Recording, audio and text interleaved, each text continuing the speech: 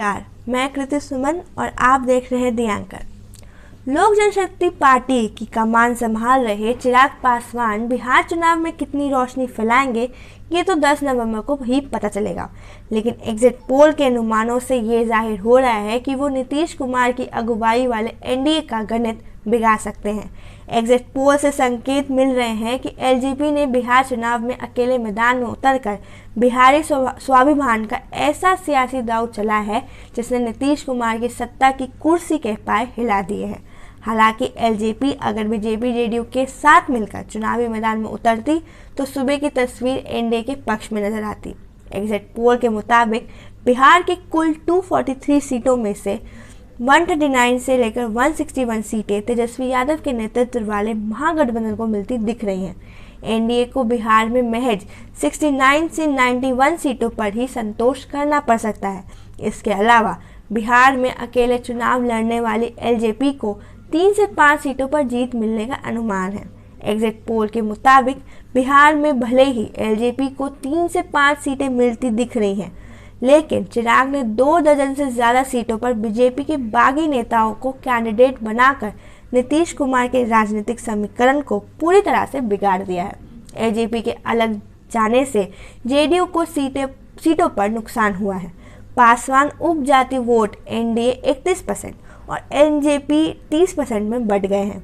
LJP ने महादलितों और आर्थिक रूप से पिछड़े वोटों में भी सेंध लगा दी है।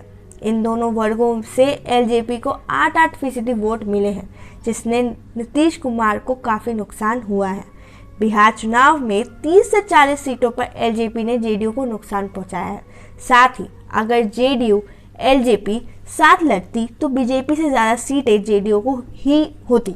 एग्जिट पोल में मिले एलजेपी के वोट शेयर को अगर एनडीए के साथ जोड़ कर देखें तो 46% होता है, जो कि महागठबंधन के वोट शेयर से 2% ज़्यादा होता है।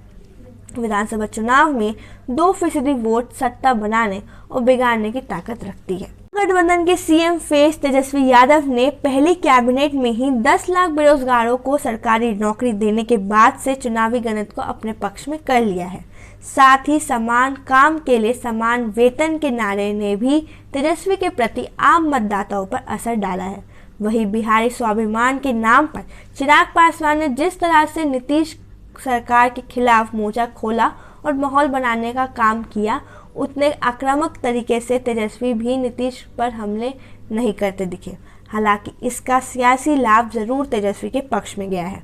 चिराग पासवान के पिता रामविलास पासवान की राजनीति का 100% हिस्सा केंद्र में गुजरा था और ये बिहार पर उस तरह से फोकस नहीं कर पाए थे जिसकी महत्वाकांक्षा हर नेता को होती है। लोकसभा चुनाव 2019 के बाद एलजेपी की कमान चिराग पासवान को मिली।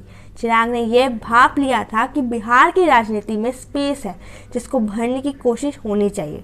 इसी के बाद बिहार की राजनीति को गंभीरता से लेते हुए अपनी जगह बनाने की कवायद शुरू की और राज्य के तमाम मुद्दों को उठाना शुरू किया। एनडीए में रहते हुए चिराग पासवान ने यह रणनीति बनाई कि नीतीश सरकार के खिलाफ आक्रोश को कैश करने के लिए उनके खिलाफ सवाल पूछे जाने चाहिए। फरवरी आते आते उन्होंने बिहारी फर्स्ट का कॉन्सेप्ट तैयार कर लिया, जिसमें बिहार के आम लोगों की ज़रूरतों को देखते हुए कई पहलुओं को शामिल किया गया। चुनाव के पहले से ही चिराग पासवान ने नीतीश सरकार की कई योजनाओं के क्रियान्वयन और अफसरशाही पर सवाल उठाने से पीछे नहीं रहे। यही नहीं, जेडीयू ने समय पर चुनाव कराने की बात की तो चिराग ने चुनाव आयोग को पत्र के जरिए कोरोना संक्रमण के चलते अभी चुनाव नहीं कराने की मांग कर दी थी। चिराग ने इसके बाद नीतीश कुमार की सबसे महत्वाकांक्षी योजना 7 निश्चय पर हमले और दूसरे मुद्दों पर सवाल पूछना शुरू कर दिया। चिराग ने अपने लगातार बयानों से नीतीश के खिलाफ सियासी जमीन तैयार कर दी थी। एनडीए से अलग होने के बाद जो चिराग पासवान ने नीतीश कुमार के खिलाफ मोर्चा खोल दिया था, चिराग के कई बयानों ने नीतीश कुमार की नींद उड़ा दी। जेल भेजने से लेकर 10 नवंबर के बाद नीतीश कुमार बिहार के मुख्यमंत्री नहीं रहेंगे। यही नहीं, नीतीश कुमार की वफादारी पर भी सवाल खड़े किए गए। इस तरह के बयान देकर वह लगातार चर्चा में रहे, लेकिन चिराग ने जो जमीन नीतीश के खिलाफ तैयार की उस पर तेजस्वी कब्जा जमाते नजर आ रहे हैं। दूसरी ओर एग्जिट पोल में बड़ी संख्या में लोग डबल इंजन की थ्योरी से मेल खाते नहीं दिख रहे हैं। कई लोगों ने राज्य और केंद्र में अलग अलग सरकार चुने जाने का सही बताया।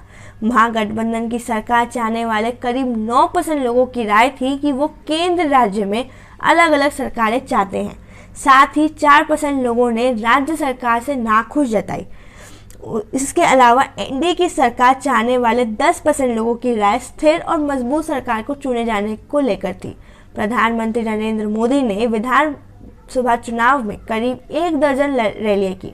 इस दौरान पीएम मोदी के निशाने पर आरजेडी की अगुवाई वाला महागठबंधन रहा। साथ ही पीएम मोदी की ओर से अपील की गई कि एनडीए को चुनकर बिहार में विकास के रफ्तार में डबल इंजन की ट्रेन जोड़े। आपके प्यार और सहयोग के लिए बहुत बहुत शुक्रिया। ऐसे ही प्यार हम पर बनाए रखें। वीडियो को लाइक करें, शेयर करें और सब्सक्राइब करना ना भूलें। और हमारे फेसबुक पेज को भी लाइक करें, जहां पूरे दिन की अपडेट्स हम आप तक पहुंचाते रहेंगे, जिसका लिंक डिस्क्रिप्शन बॉक्स में है। धन्यवाद।